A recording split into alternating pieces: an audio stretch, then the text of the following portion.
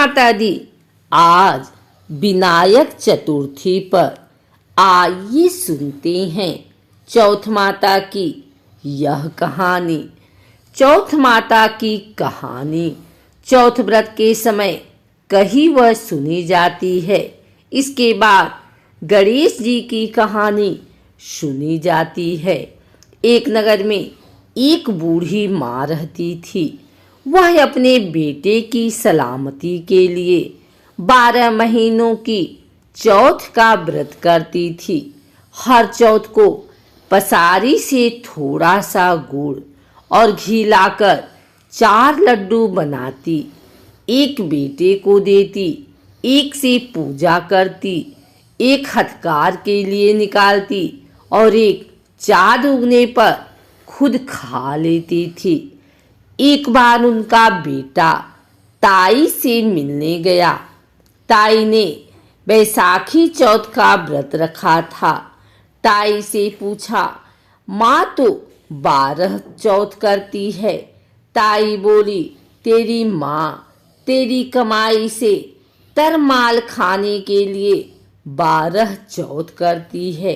तू परदेश जाए तो वह एक भी चौथ नहीं करेगी। लड़के को लगा ताई सच कह रही है। घर आकर माँ से कहा, मैं परदेश जा रहा हूँ, यहाँ तू मेरी कमाई खाने पीने में ही उड़ा देती है। माँ ने समझाकर रोकना चाहा, पर बेटा नहीं माना।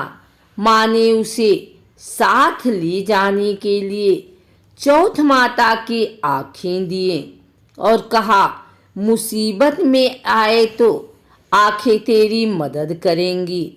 वह आँखें लेकर चला गया। घूमते हुए एक नगर में पहुंचा।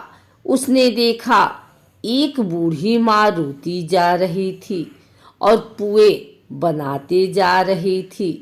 उसने कारण पूछा तो बूढ़ी माँ ने कहा, बेटा, इस नगर की पहाड़ी पर एक दैत्य रहता है। पहले वह नगर में आकर कई लोगों को खाने के लिए मार देता था।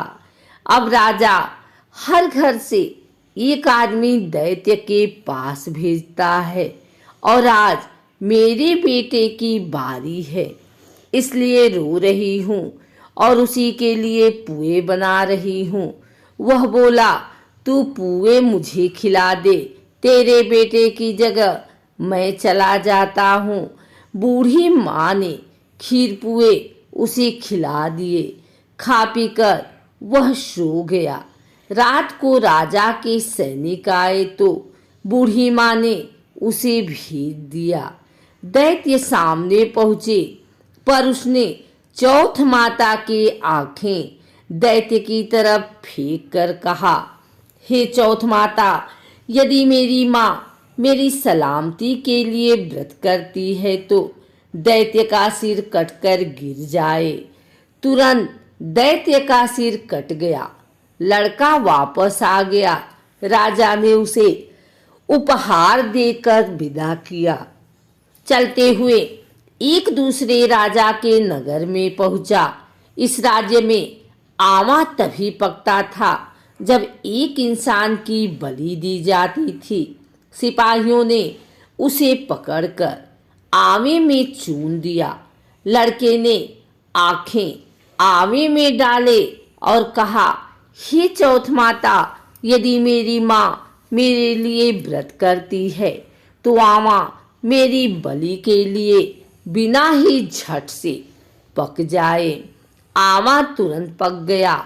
आवे में से मिट्टी की जगह सोने चांदी के बर्तन निकले। अंदर से लड़का बोला, बर्तन धीरे धीरे निकालना, मुझे लग न जाए। राजा ने उसे निकलवाया और पूछा, इस आवे से तुम बच कैसे गए? लड़के ने बताया कि उसकी माँ चौथ माता का व्रत करती है। व्रत के कारण ही वह बच पाया। राजा को विश्वास नहीं हुआ। उसने एक चांदी की सुराही मंगवाई और कहा कि सुराही की नली से निकल कर दिखाओ, तभी मुझे विश्वास होगा। लड़के ने चौथ माता को याद करके आंखें सुराही में डालें और कहा, मैं भौरा बनूं, सुराही से निकलूं। लड़का भौरा बनकर सुराही से निकल गया। राजा ने खुश होकर राजकुमारी की शादी उसके साथ करवाई और सभी लोगों को चौथ माता का व्रत करने को कहा। उसे माँ की याद आई। उसने राजा के पास जाकर खुद के नगर जाने की इच्छा जाहिर की। राजा ने रथ, घोड़ा, हाथी और खूब सारा दान दहेज देकर उन्हें विदा किया। चौथ के दिन अपने नगर पहुंचा। वह अकेला पसारी की यहाँ माँ का इंतजार करने लगा। सोचा, चौथ है तो माँ यहाँ जरूर आएगी। थोड़ी देर बाद लकड़ी टेकती हुई माँ आती दिखी। उसकी माँ की आंखों में जाले आने के कारण दिखना कम हो गया था। लड़के में जानबूझकर अपना पैर लकड़ी से लगा दिया।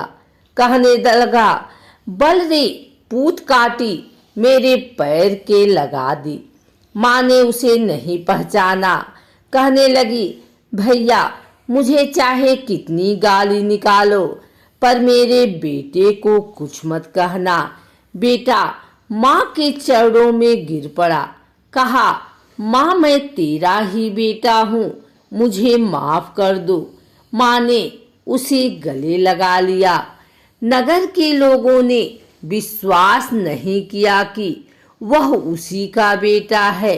बूढ़ी माँ ने चौथ माता को याद करके कहा, हे चौथ माता, यदि मैं अपने बेटे के लिए व्रत करती हूँ तो मेरे स्तन में दूध भर जाए और उसकी धार मेरे बेटे के मुंह में गिरे। माँ के स्तन से दूध की धार निकलकर बेटे के मुंह में गिरने लगी।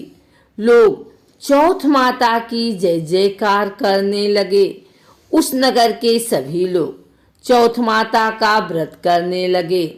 हे चौथ माता, जैसी बूढ़ी माँ को उसके बेटे की सहायता की, वैसे हमारी भी करना।